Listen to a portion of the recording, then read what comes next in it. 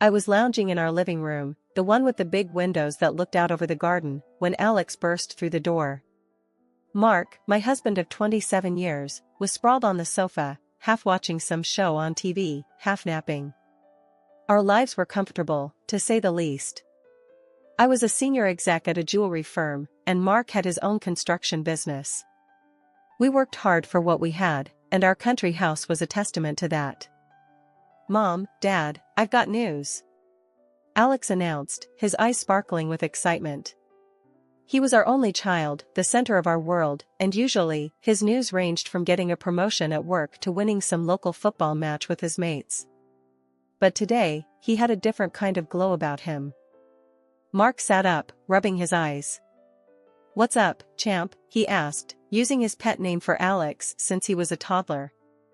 I straightened up, too, sensing this was more than just his usual updates. "What's going on, Alex? You look like you've won the lottery or something." Alex's grin widened. "Better," he said. "I'm getting married." The room went silent. It was as if someone had sucked all the air out. Married? The kid was only 25, for heaven's sake. Mark and I exchanged a glance, both of us mirroring the other's shock. "Married?" I finally echoed, my voice higher than I intended. "To who? When did this happen?" "Yeah, mate," Mark chimed in, his tone laced with disbelief. "You've barely been dating anyone long enough to, get married." Alex, unfazed by our reaction, beckoned to the doorway. "Come in, Emily." That's when I saw her for the first time. Emily was pretty, no doubt, with a smile that could light up a room. But something about her didn't sit right with me. Maybe it was the way she looked at Alex, like he was a prize to be won. "Mom, Dad, this is Emily," Alex introduced her, proud as a peacock. "We're in love, and we've decided to get married." "Nice to meet you," Emily chimed, her voice sweet, too sweet. "I've heard so much about you both." Mark stood up, offering a hand. "Well, this is a surprise. How long have you two been?" 6 months, Emily answered, squeezing his hand gently. 6 months? I repeated, my mind racing. 6 months and now marriage? It didn't add up. "Alex, can we talk?" "Not now, Mom. We're here to celebrate," he said, wrapping an arm around Emily. "We're getting married, and that's final." I bit my tongue, wanting to protest, to scream that it was too fast, too reckless. But I held back. This was my son, and if he said he was happy, then who was I to argue? "Okay," I said, forcing a smile. "Let's sit down. You must tell us all about it. How did you two meet?" As they recounted their story, something about a shared project at work leading to late-night dinners and weekend getaways, my mind wandered. It wasn't just the haste of the wedding that bothered me. It was Emily. She was too polished, her story too rehearsed. And then there was the timing. Just last month, we'd bought Alex a brand new car, a congratulatory gift for his promotion. And now, suddenly, he was getting married? The dinner went on, with Emily sharing more about her life, which, conveniently, didn't include any family of her own. "I'm an orphan," she said at one point, a perfect touch of sadness in her voice. "Alex and his family are all I have now." Mark and I nodded, offering sympathetic smiles, but alarm bells were ringing in my head. This felt off. Way off. After dinner, as Alex and Emily left, promising to keep us updated on the wedding plans, Mark turned to me, his expression grave. "You think what I'm thinking?" he asked. "That this is a mistake?" I replied. "Absolutely. But how do we tell him? He's smitten. We need to talk some sense into him, Lena. This is moving too fast. It's not right." The weeks following Alex's bombshell announcement were a whirlwind of emotions and, frankly, a growing pile of doubts. Mark and I had hoped our initial shock would fade, that we'd get to know Emily, and all our worries would prove pointless. But that's not how it panned out. Not by a long shot. One evening, Mark and I were sitting at the kitchen table, Papers spread out between us, bills, some of Alex's expense reports he'd asked me to look over because, well, old habits die hard. That's when it hit me. "Mark, have you seen this?" I asked, holding up a credit card statement that was higher than the Empire State. "Since when does Alex spend like a man with a hole in his pocket?" Mark leaned over, his brow furrowing as he scanned the numbers. "What the hell is this? $5,000 at a fancy restaurant? And what's this, another four on jewelry? Since when does Alex buy jewelry?" We knew we had to talk to Alex, get some straight answers. So, we invited him over for dinner, a casual affair, but with the intent to dig a little deeper. Emily, conveniently, had other plans. "Alex, son," Mark began, passing him a beer and taking a seat across from him at the table, "we've been going over some of your expenses. Mind explaining some of these charges?" Alex took a sip, his face the picture of innocence. "What charges?" "The $5,000 at La Table d'Or for starters," I chimed in, trying to keep my tone light, not wanting to sound like I was accusing him of anything. "Oh, that," Alex laughed it off. "That was for Emily's birthday. Wanted to do something special, you know? Special's one thing, but this?" Mark gestured to the statement. "This is nuts, Alex. And there's more. Jewelry, clothes, spa treatments. It's like you're bleeding money." Alex's demeanor shifted, a slight edge creeping into his voice. "Look, I know it's a lot, but Emily's worth it. You'll see. Once we're married, things will settle down." "But, Alex," I pressed, "doesn't it seem a bit fast? You've only known her for 6 months. And all these expenses. It's not like you." He stood up then, frustration evident. "I can't believe this. I thought you'd be happy for me. Emily makes me happy. Why can't you see that?" "We do, son," Mark said, standing to put a hand on his shoulder. "We just want to make sure you're not getting taken advantage of." Alex shrugged off his hand. "I'm not a kid, Dad. I know what I'm doing."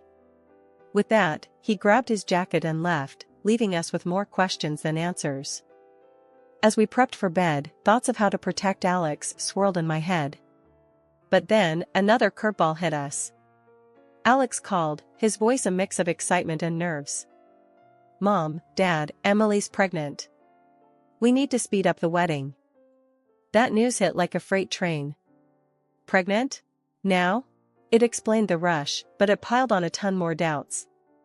The wedding wasn't just fast-tracked, it was shot out of a cannon. Between the shock announcement and the big day, time seemed to warp.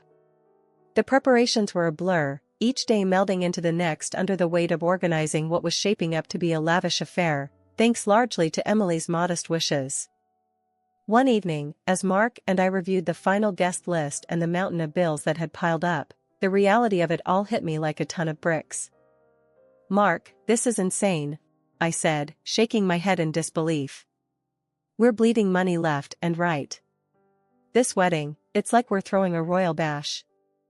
Mark, ever the calm in my storm, sighed deeply. "Lena, what can we do? Alex is dead set on this, and with the baby on the way. We've got to support him." "Yeah, but at what cost?"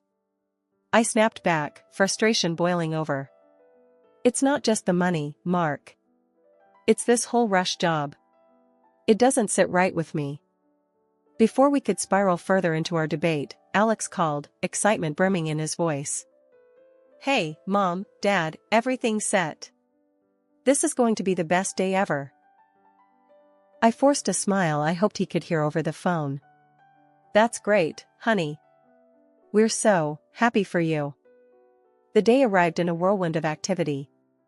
The venue was nothing short of breathtaking, a testament to Emily's taste for the finer things in life. As guests began to fill the seats, Mark and I took our place at the front, our smiles plastered on, ready to welcome the onslaught of well-wishers. Emily floated down the aisle like a vision, her dress a masterpiece of lace and sparkle. Alex looked on, awestruck, and for a moment, my heart softened. My son was happy, truly happy. Maybe I had been wrong about Emily. The ceremony was a blur of vows and tears, mostly from Emily's side, given she had no family present. The reception kicked off with the usual pomp, speeches dripping with sweetness, and a dance floor that beckoned even the most reluctant. As Mark and I made our rounds, greeting guests and sharing laughs, I caught snippets of conversations that set my teeth on edge. "Did you hear? The whole thing's on the parents' dime," one distant cousin whispered, not so discreetly. "Quite the fairy tale, huh? Wonder how long till the clock strikes midnight," another quipped, sipping on a cocktail that probably cost more than my first car. I brushed off the comments, focusing instead on making sure everyone enjoyed themselves. It was during one of these rounds that I overheard a conversation between Emily and a group of her friends, tucked away in a quieter corner of the venue. And then I told him, if we're going to do this, it's got to be big. Go big or go home, right? Emily was saying, her laughter light and carefree. One of her friends chimed in, "Girl, you landed a gold mine. Play your cards right, and you're set for life." My heart sank. There it was, the confirmation of my worst fears, laid bare in a few careless sentences. I wanted to confront her then and there, demand she explain herself, but Mark caught my eye, shaking his head slightly. "Not here. Not now." Post-wedding life settled into a rhythm of sorts, but not the kind you'd hope for. The bills kept coming, each one a stark reminder of the lavish affair that was Alex and Emily's wedding. But it wasn't just the wedding expenses that had me on edge, it was the continuous drain on the account we'd set up for them, supposedly for starting their life together. One evening, as Mark and I were going through our finances, I came across the latest statement for Alex and Emily's account. My heart sank as I scanned the list of transactions. "Mark, look at this," I said, my voice tight with frustration. "They're burning through money faster than we can count. Spas, designer boutiques, high-end restaurants. This isn't starting a life, it's living like there's no tomorrow." Mark took the statement, his brow furrowing as he read. "This is madness, Lena. We were supposed to help them get on their feet, not fund a never-ending honeymoon." Feeling a mix of anger and concern, I decided it was time for a heart-to-heart with Alex. I invited him over, making it clear it was a mother-son chat, no Emily. When Alex arrived, he looked happy but tired, the weight of his new life etching lines on his young face. "Alex, we need to talk about the spending," I started, not wanting to beat around the bush. "You and Emily are going through money like it's water. This isn't sustainable." Alex sighed, a defensive edge creeping into his voice. "Mom, we're just enjoying life. Emily's had it tough, you know that. I want to give her the world." "Enjoying life is one thing, Alex, but this is excessive. You're not just spending money, you're wasting it on things that don't matter. What about saving for the future? For the baby?" But before I could press further, Alex dropped a bombshell that shifted the ground beneath our feet. "Actually, Mom, about the baby," he trailed off, looking anywhere but at me. "Emily had a miscarriage." The words hit me like a physical blow. Not just the sadness of the loss, but the timing, the convenience of it all. "When? Why didn't you tell us sooner?" I asked, my suspicion struggling against my sympathy. "It happened a few weeks ago. Emily didn't want to make a big deal out of it. She's been struggling. Struggling or not, something didn't add up. The more I thought about it, the more the pieces refused to fit together. Determined to get to the bottom of it, I decided to pay a surprise visit to Alex and Emily's place the following week. What I found was a scene straight out of a luxury magazine shoot, not the home of a couple supposedly grieving and tightening their belts. The music was soft but upbeat, the apartment spotless and filled with new, expensive-looking furniture. It was Emily's voice that drew me in, floating from the bedroom where she was on a call, unaware of my presence. "Yeah, babe, don't worry. His folks are eating out of my hand. We'll have the rest of the money soon. This fool doesn't suspect a thing," she was saying, her tone light, almost giddy. My blood ran cold. His folks? This fool? Was she talking about Alex? About us? I stood there, frozen, as Emily laughed again, her words a knife twisting in my gut. Just a little longer, and we'll be set for life. No need to rush the divorce. I'll milk this as long as I can. Rage and betrayal swirled inside me, a toxic mix that threatened to spill over. I wanted to storm in, confront her then and there, but something held me back. This needed to be handled carefully, strategically. I left as quietly as I had arrived, my mind racing with the implications of what I'd just heard. Mark needed to know, and we needed a plan. Emily was playing us, and it was time to turn the tables. After the revelation at Alex and Emily's, Mark and I knew it was time to get serious. We couldn't just sit back and watch as our son's life got dragged through the mud by someone who saw him as nothing more than a payday. So, we did the only thing that made sense at the time: we hired a private detective.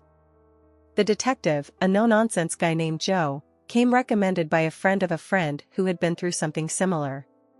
He had a reputation for being discreet and getting results, which was exactly what we needed. Mark and I sat down with Joe in our living room, the air thick with tension and desperation. I kicked off the meeting, trying to keep my voice steady. Joe, our son's wife, we believe she's not who she says she is. Joe nodded, jotting down notes in a small pad. I see this more often than you'd think.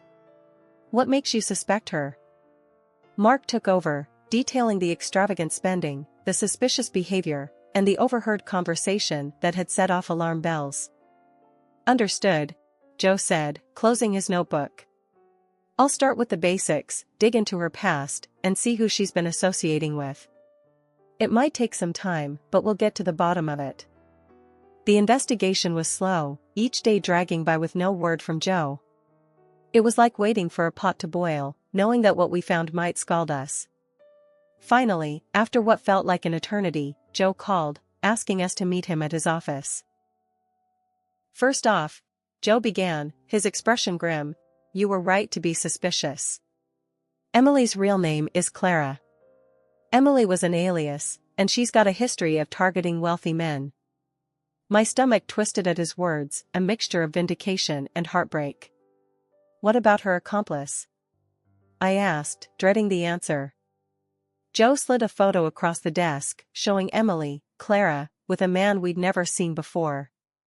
This is her partner in crime, so to speak. Been working together for years. Seems your son was their latest mark. Mark's jaw clenched, his anger palpable. Can we go to the police with this? It's enough to start, Joe confirmed. But there's more. They were planning to clean out your son's accounts, then move on to the next target. There's a trail of victims. The room spun as the implications sank in. Our son, the latest in a line of men duped by a pair of professional con artists. It was almost too much to bear. When we arrived home, Alex was there, waiting for us. His face lit up when he saw us, unaware of the storm about to break. Mom, Dad, what's up? Everything okay? He asked, noticing our somber expressions. Mark and I exchanged a look, then, with a deep breath, I began the hardest conversation of my life. Alex, we need to talk about Emily. As we laid everything out, the evidence, the photos, the lies, I watched my son's face go from confusion to disbelief to heartbreak. He was silent for a long time after we finished, the weight of the truth crushing him. Finally, he spoke, his voice cracked with emotion. I can't believe it.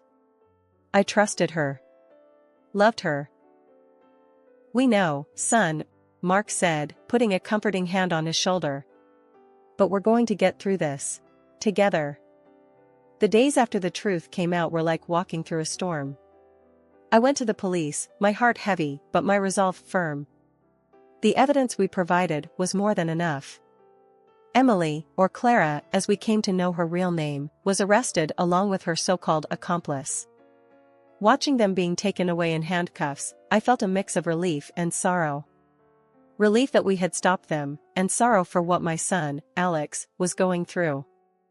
The confrontation with Emily before her arrest was something out of a nightmare. She cried, pleaded with Alex, claiming her love for him was real, that I was trying to tear them apart. Her tears might have fooled him once, but not anymore. Please, Alex, you have to believe me. I love you. Your mother, she's trying to get rid of me. She sobbed, clutching at his hands, desperate. Alex looked at her, his face hard and unreadable. Love? You call this love? You've been lying to me since the day we met. There's no us, Emily. It's over. Her pleas fell on deaf ears. The betrayal was too deep, the lies too many. Alex filed for divorce, cutting whatever ties that bound him to the woman he thought he knew. The trial was a blur.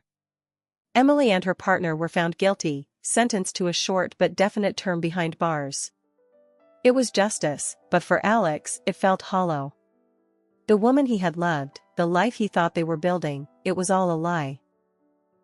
After the trial, our home was filled with a heavy silence. Alex was a shadow of himself, lost in the what-ifs and the betrayal. We tried to reach out, to help him through it, but the hurt was too deep. One evening, I found him sitting alone in the living room, staring at nothing. Alex, I said gently, taking a seat beside him. You know, it's okay to feel lost right now. What she did, it's unforgivable. But you're not alone. We're here for you.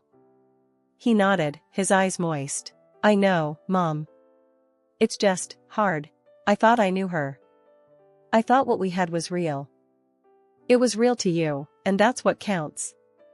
She made her choices, and now she's facing the consequences. But you have your whole life ahead of you. This is just a chapter, not the whole story. Alex leaned back, taking a deep breath. Yeah, I guess. It's just hard to see the road ahead right now. Take it one day at a time, I advised, squeezing his hand. And when you're ready, we'll be right here to help you rebuild, to find your path again. Mark joined us, wrapping an arm around Alex. That's right. We're family. We stick together, through thick and thin. Slowly, very slowly, Alex began to find his footing again. The pain and the betrayal didn't disappear overnight, but with each passing day, he started to look forward, to think about his future, not just the past he had lost. 2 years had passed since the trial and Emily's sentencing. Life was slowly finding its way back to some semblance of normalcy, or at least as normal as it could get after the storm we'd weathered. Alex was doing better, focusing on himself, even starting to talk about going back to college. It was a slow healing process, but he was getting there, with us by his side every step of the way. Then, out of the blue, the phone rang one evening. I answered, not expecting anything out of the ordinary. Hello? Is this Mrs. Lena Thompson? The voice was hesitant, almost timid. Yes, it is. Who's calling? I asked, a sense of unease starting to curl in my stomach. It's Emily. I mean, Clara. My heart skipped a beat. After everything that had happened, hearing her voice was the last thing I expected. What do you want? My voice was cold, harder than I intended. I'm in trouble. I need help. I have nowhere else to turn, she said, desperation seeping through her words.